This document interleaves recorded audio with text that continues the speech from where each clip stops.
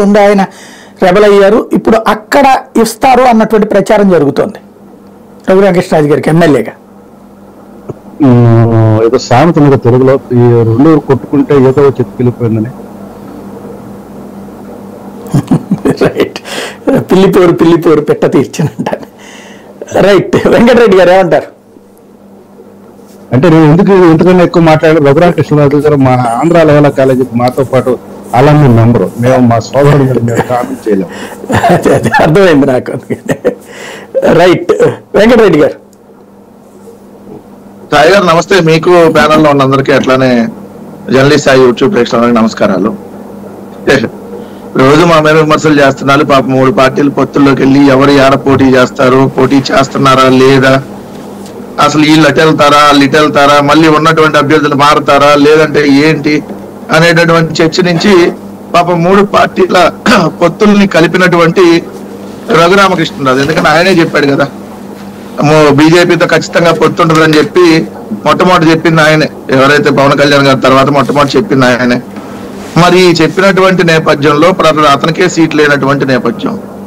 సరే, నిజంగా అంటే గెలిచేటటువంటి అవకాశం నిజంగా ఉంటే భారతీయ జనతా పార్టీ సీట్ ఇవ్వదా, తెలుగుదేశం పార్టీ సీట్ ఇవ్వదా, జనసేన పార్టీ సీట్ ఇవ్వదా? ఈ మూడింటిని మనం అర్థం చేసుకుంటే నిన్న ఒక ఆర్టికల్ వచ్చింది సార్, చూశాను. ఎందుకంటే బీజేపీ ఎప్పుడెప్పుడు జాయిన్ అయిన వాళ్ళకి ఏమేమి సీట్లు ఇచ్చింది అనేది. ఫిబ్రవరి నుంచి మార్చి లోపు జాయిన్ అయినటువంటి వాళ్ళకి మన పక్కన తెలుగు రాష్ట్రంలో తెలంగాణలో నాగర్ కర్నూలు, జహీరాబాదు, ఆదిలాబాదు, మహబూబాదు, పెద్దపల్లి, నల్గొండ, వరంగల్ అంటే 3, 4, 5, 6, 7 ఎంపీ సీట్లు పక్క పార్టీలో నుంచి తీసుకొని ఫిబ్రవరి మార్చిలో వచ్చిన వాళ్ళకి సీట్లు ఇచ్చేసింది. ఇటు వచ్చినప్పుడు తిరుపతి ఎంపీ, బద్వేల్ అసెంబ్లీ ఇవన్నీ ఇమీడియట్ గా పక్క పార్టీలోంచి అంటే ఇమీడియట్ గా జాయిన్ అయినాడు. ఎప్పుడో నేను 4 నెలల్లో 3 నెలల్లో 2 నెలల క్రితం కాదు నెల రోజుల క్రితం జాయిన్ అయినాను. అంటే నిజంగా సీట్ ఇవ్వాలి అని అనుకుంటే రఘురామకృష్ణరాజుకి పొద్దున పాటు పిలిపించేవాళ్ళు, కండవా కప్పించేవాళ్ళు, మధ్యాహ్నానికి సీట్ అనౌన్స్ చేసేవాళ్ళు. ఇవ్వలేదు. తెలుగుదేశంకి మీకు తెలుసు కదా, తెలుగుదేశం పార్టీకి సంబంధించి కూడా అదే విధమైన సిచ్యువేషన్ ఉంటుంది.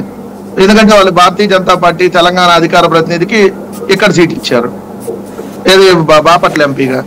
బైరెడ్డి శబరి జిల్లా అధ్యక్షుడు అలా బీజేపీలో జాయిన్ అవ్వకుండానే తెలుగుదేశం ఎంపీగా అనౌన్స్ చేశారు. సో తెలుగుదేశం నుంచి కండవాలు కప్పేసి జనసేనకి మండల బుద్ధప్రసాద్ కావచ్చు, భీమవరం అసెంబ్లీ కావచ్చు, లేదంటే మీరు అన్నట్టుగా ఇప్పుడు రేపొద్దున పాలకొండ అనౌన్స్ చేసేది కావచ్చు, ఇవన్నీ కూడా డైరెక్ట్ గా వాళ్ళ పార్టీలోకి తీసుకొని ఇస్తున్నారు. మరి ఇట్లాంటి రఘురామకృష్ణరాజు మీరు అన్నట్టుగా వైఎస్ఆర్ కాంగ్రెస్ పార్టీ మొన్నటిదాకా ఎంపీగా ఉండి మొన్న ఫిబ్రవరి 24వ తారీఖు రిజైన్ చేసి పార్టీకి పాపం ఎన్నాళ్ళు రిజైన్ చేయాలి, ఎన్నాళ్ళు రిజైన్ చేస్తే ఏమయ్యేది మీకు తెలుసు కదా. అందుకని ఎన్నాళ్ళు రిజైన్ చేయకుండా అనర్హత వేయించడం దమ్ముంటాయని చెప్పి మా మీద ప్రగల్భాలు పలికినటువంటి ఆయన ఇప్పుడు ఏమైందో మీరు చూశారు కదా, మొన్న రాజీనామా చేశాడు అట్టకేలాగా ఫిబ్రవరి 24. ఇప్పుడు మా పార్టీకి రఘురామకృష్ణరాజుకి ఎటువంటి సంబంధం లేదు. సో ఆయన వైఎస్ఆర్ కాంగ్రెస్ పార్టీకి ఆల్రెడీ రాజీనామా చేశాడు. సో ఇప్పుడు మా పార్టీలో అంటే ఏ పార్టీలో అతనికి సీట్ ఇస్తారనేటటువంటి అంశం.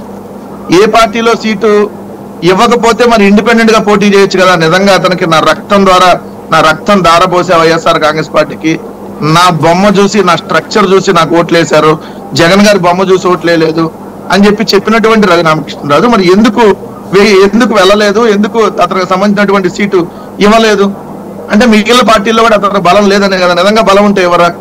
సో ఇక్కడ టీవీలో కూర్చొని మాట్లాడినంత మాత్రానో, రోజు యూట్యూబ్ లో కూర్చొని కేకలేసినంత మాత్రానో, లేదంటే రోజు అరిసేసినంత మాత్రానో బలం ఉందంటే ఆయన 4 ఏళ్ళు అసలు నియోజకవర్గం మొహమే చూడాల. అతను ఒక వివాదాస్పదమైనటువంటి ఎంపీ, కులాల మధ్య చిచ్చులు రేపేటటువంటి వ్యాఖ్యలు చేసినటువంటి ఎంపీ, కరోనా లాంటి వైరస్ ని క్రిస్టియన్ వైరస్ అని చెప్పి క్రిస్టియన్ వ్యాక్సిన్, కరోనా వ్యాక్సిన్